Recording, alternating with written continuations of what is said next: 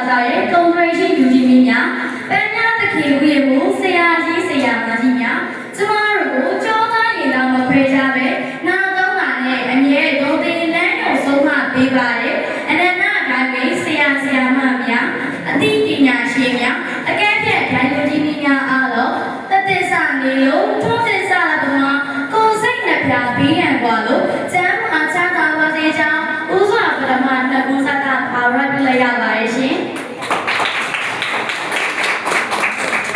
마가로 시행동 가기다지 그거 몇대 담아요네가 아세라무야 띠냐 찾대 띠냐 도구이 주네고 외도구에 암나사니 아치게기나 알레레장에 아타마르마 띠냐 조선띠유니에 부부이띠데 영맨절에 아나가사니 동사 저마 추도에서 마음에 투바이신 쿠로 자들이 내가 마음에 대해서미နေတို့ရဲ့နဲ့လေးကကျင်းပါတယ်။စာကြောင်းသားကြီးရဲ့ညာခွင့်လို့တက်ရေးစာဖတ်ရှင်မြင့်တွေပွဲတော့ပါ။အလဲကျတာဝန်ရှင်ပြန်ကောင်းတဲ့ကြပန်းကောင်းတဲ့လေးကတော့စာပေမြင့်မှာလူမျိုးတင့်ကြီးဆိုတဲ့ကြပန်းကောင်းတဲ့လေးပဲဖြစ်ပါတယ်ရှင်။ဟုတ်ကဲ့ပါရှင်။အခုချိန်ကစပြီးကြောင်ရောင်ကြပန်းစကားဆက်လေးညနဲ့အောင်ကြောင်းစီစဉ်မောင်ကြီးရှင်ပြန်တော့မှာပဲဖြစ်ပါတယ်ရှင်။ဟုတ်ကဲ့ပါရှင်။စာပေဆိုတာကလူတို့ရဲ့စကားအတန်ကိုအခေရာတည်ထားယူပြီးမှတ်တမ်းတင်ထားတဲ့အရာပဲဖြစ်ပါရဲ့ရှင်။မြန်မာစာပေဟာဆိုရင်လည်းကြောက်စာနဲ့စပြီးပေစာ private စာကိုဖြတ်ကျော်ကစက်ကူကိုနိုင်ခဲ့ပါပြီရှင်။ပကံပီးယာအေးဝါစကိုင်းသုံးပေါင်ပြည်တော်မျိုးကိုကျော်သွားခဲ့ပြီးကျန်းကြီးကျန်းထိုင်ကနေစပြီးရတူကပြလေးကနဲ့မကက်ချင်းစာဆောင်တွေကနေပြီးတော့သူသားစာပြီးရတစာပြီးဆိုပြီးစာမျိုးတော့ရရှိခဲ့ပါပြီရှင်။မြန်မာစာပေရေးတော့အတွက်အထီအားမျိုးကိုမွန်စာပေကရယူခဲ့ပြီးစကားလုံးကဲဆက်မှုကိုတော့တိဘက်တရုတ်ဘာသာစကားကနေရယူခဲ့ပါရဲ့ရှင်။မြန်မာစာပေတိုးတက်ကြီးပွားစေဖို့လုပ်ဖို့လေရဟန်းအာမေလေးလက်တော်မှာဘင်းမှုတန်အမျိုးသားအမျိုးသမီးတို့ကအားထုတ်ခဲ့ကြပါပဲရှင်။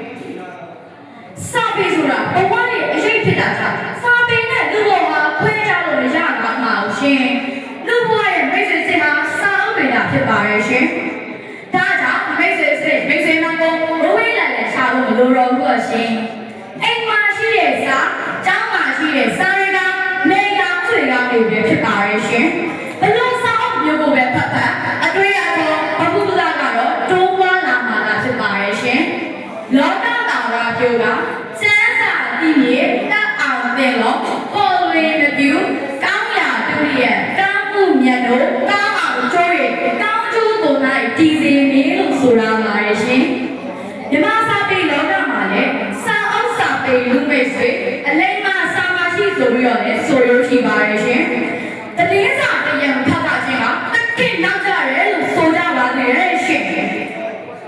ကျမတို့ရဲ့အသိဉာဏ်ချက်နဲ့ဆိုလို့စာများများဖတ်ဖို့လိုပါရဲ့ရှင်စာများများဖတ်ရင်ဘဟုတုတများတယ်ဘဟုတုတများရင်အသိဉာဏ်ချက်တဲ့တယ်အသိဉာဏ်ချက်တဲ့ပါနဲ့ညအဲ့ဒီစာကတောင်းတယ်အဲ့ဒီစာကညံ့တယ်လို့ဖေးချသိလာနိုင်ပါရဲ့ရှင်စာပေကြီးစုကများများနှောက်ပါရဲ့စာဖတ်ပြီးနားမျက်စိတွေပွင့်လာနိုင်ပါရဲ့ရှင်မိမိပြည်တာမကပဲကပါနဲ့တော့ဖြစ်တဲ့တွေကိုတစ်စိတ်တစ်စောင်းအကက်ခက်သိရှိလေ့လာနိုင်ပါသေးရဲ့ရှင်ပညာသမားအာဘာနတ္တိပညာနဲ့သူတော်အလေးအောင်ပြီးမရှိလို့မြတ်စွာဘုရားကဟောကြားခဲ့ပါရဲ့ရှင်။ဒါကြောင့်ပညာသင်ယူနေစဉ်အတွင်းမှာမိမိရဲ့ဉာဏ်နဲ့တန်းနိုင်လို့ရအောင်ဆွဲလုံးဝမရိယနဲ့မိမိကိုယ်ကိုယုံကြည်မှုအပြည့်နဲ့ကြိုးစားအားထုတ်ဖို့လိုပါရဲ့ရှင်။ကျမတို့မြန်မာနိုင်ငံကကမ္ဘာကုလသမဂ္ဂအထွေထွေအတွင်းရေးမှူးချုပ်ကြီးဦးတန်းကဆိုရင်စောင့်ဖက်တဲ့လူတွေကတိုးတက်တယ်တိုးတက်တဲ့လူတွေကစောင့်ဖက်တဲ့အတော့ကိုတန်ဖိုးရှိတဲ့စကားလေးတစ်ခုပဲဖြစ်ပါရဲ့ရှင်။ဒါပြင်ကျမတို့ရဲ့ဖခင်ကြီးဘိုးချုပ်အောင်ဆန်းကလည်းစာအုပ်များ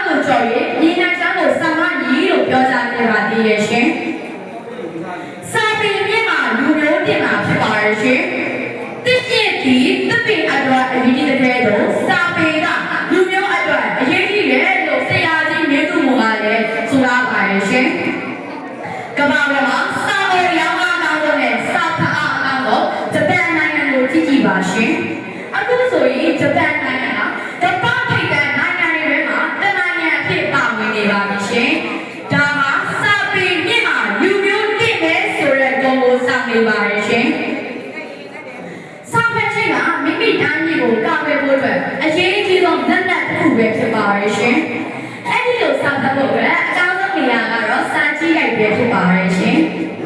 ပညာရှာလို့ရတဲ့ပညာလိုလားသူတိုးတက်လိုတဲ့လူတွေပြီးတော့လေစာကြည့်လိုက်မှာဘဝတုဒ္ဒတွေအများကြီးရောက်နိုင်တဲ့ရှောင်းမိုးလေးတစ်ခုပဲဖြစ်ပါတယ်ရှင်။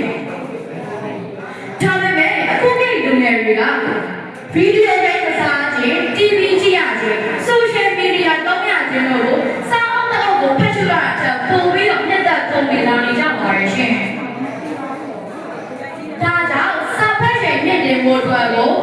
အချိန်ပေးအလေးထားလှုပ်ဆောင်နေပါရဲ့ရှင်။အဲ့ဒီလိုလှုပ်ဆောင်ရမှာလေအခက်အခဲတွေအများကြီးရှိလာနိုင်ပါတယ်။ဒါပေမဲ့ဒီလမ်းနဲ့လုပ်မယ်ဆိုရင်တော့ကျောင်းသားလူငယ်တွေကိုစာဖတ်ဝါဒနာပေါင်းမှုဖြစ်ဖို့ရောက်ရှိစေနိုင်ပါရဲ့ရှင်။အပြင်စာပေဆိုတာခေတ်ရဲ့ခြေပုံပြင်ပြဖြစ်ပါရဲ့ရှင်။အတိတ်နဲ့ပြည့်စုံမဲ့လောကကိုဆက်သွယ်ပေးထားတဲ့အရာလည်းဖြစ်ပါရဲ့ရှင်။စာဖတ်တဲ့ဆိုရင်ဘဝလူသားများတဲ့စာတွေကိုအဖတ်မိဖို့ကလည်းအရေးကြီးပါသေးတယ်ရှင်။အစိမ့်တော့ဖြစ်စေတဲ့စာတွေကိုရှောင်ကျဉ်ပြီးကောင်းမွန်တဲ့စာတွေကိုပဲဖတ်ရှုသင့်ပါရဲ့ရှင်။အခုကလူငယ်တို့တော့တရားမှာဆိုရင်ဝိတုဖတ်တဲ့အခါဝိတုရဲ့ကောင်းတဲ့အသင်္ကာကိုအတုမပိုးကြပဲအခြားမကောင်းတဲ့အရာတွေကိုအတုပိုးတာကြောင့်ဝိတုကြောင့်လူငယ်တွေပြည့်စည်လာနိုင်ပါရဲ့ရှင်။ဒါကြောင့်အတုပိုးမှလို့ကလည်းအရေးကြီးပါသေးတယ်ရှင်။စောင်းတော့ကိုဖတ်ရှုပြရမှာလေပုံမှန်တစ်ခုလုံးကိုပြောင်းလဲနိုင်ပြီးမျိုးချစ်စိတ်တွေပါခက်တန်တာကအသွေးအခေါ်ခံယူချက်တွေကပြောင်းလဲနိုင်ပါရဲ့ရှင်။အဲ့ဒီလူကတော့အိန္ဒိယနိုင်ငံကခေတ္တလမ်းစဉ်ကိုချမှတ်ခဲ့တဲ့တောင်းဆောင်ကြီးမဟာသမားဂန္ဒီပဲဖြစ်ပါရဲ့ရှင်။ဒါပြင်အတိုင်းအတာဒီလိုဆောင်ဖတ်ပါနဲ့နှိုင်းရှင်ချစ်ချိန်စဉ်းစားရင်သာစာဖတ်ပါလို့အတွေးတော်ပညာရှင်အန်မွန်ကစာဖတ်ခြင်းစဉ်းစားတွေးတော်ခြင်းကအကျိုးကျဖြစ်စေရဲ့လို့ဆိုထားပါရဲ့ရှင်။တလုံးရင်ကနေအင်ဂျီရောကိုအရောက်သွားခဲ့တဲ့အေဘရာဟန်လင်ကမှဆိုရင်စာပေစီတာသူ့ကဘာလို့မှတ်ယူခဲ့သူဦးပဲဖြစ်ပါရဲ့ရှင်။ရှတုကြပြပြုံးလင်္ကာတွေကိုဖတ်ရှုခြင်းကြောင့်ပျော်ရွှင်ကြည်နူးမှုစိတ်အားတက်ကြွမှုသနာကျင်နာမှုစတဲ့ယတမျိုးမျိုးကိုခံစားရရှိနိုင်ပါရဲ့ရှင်။ဒါပြင်ဝိတုကြပြစောင်းပါကျန်းစားတဲ့စာပေပုံစံမျိုးမျိုးကဆိုရင်လည်းစာဖတ်သူတွေကိုအသိအိမ်မှာပြီးနေရပဲဖြစ်ပါရဲ့ရှင်။အလိမ္မာဆိုတာကိုကျွမ်းကျင်တတ်မြောက်ခြင်းရည်ကြီးစွာပြုမှုဆက်ဆံတတ်ခြင်းကိုမြမအပြည့်ရမှာပြဆိုလာပါရဲ့ရှင်။ဒါဆိုရင်အဲ့ဒီကျွမ်းကျင်တတ်မြောက်ခြင်းရည်ကြီးစွာပြုမှုဆက်ဆံတတ်ခြင်းတို့ကစာပေမှာရှိတဲ့အရာတွေဖြစ်တာကြောင့်ခေတ်ဆက်ဆက်စာပေတွေကိုအမြဲတမ်းဖတ်ရှုသူတွေကဆိုရင်အဲ့ဒီကျွမ်းကျင်တတ်မြောက်ခြင်းတို့ရည်ကြီးစွာပြုမှုဆက်ဆံတတ်ခြင်းတို့ကတိုးတက်လာတဲ့ထောက်လာပြည့်တဲ့ခြင်းတွေစာဖတ်တဲ့အခါမှာလည်းစာကိုဖတ်နေရပြီးသေးပါလို့ရှင်။စာထဲမှာရှိတဲ့မှတ်သားစရာတွေကိုမှတ်သားပြီးလက်သိကွာမှာအကျိုးရှိရှိနှောက်ချတဲ့မှုကလည်းလိုပါသေးရဲ့ရှင်။စာဖတ်ခြင်းကစာရေးစာလုံးပြိုင်ပွဲစကေးလူပွဲကြောက်ပန်းစကားပြောတဲ့ပွဲတွေမှာအောင်တန်းလေးစုကူးနေသူတွေနဲ့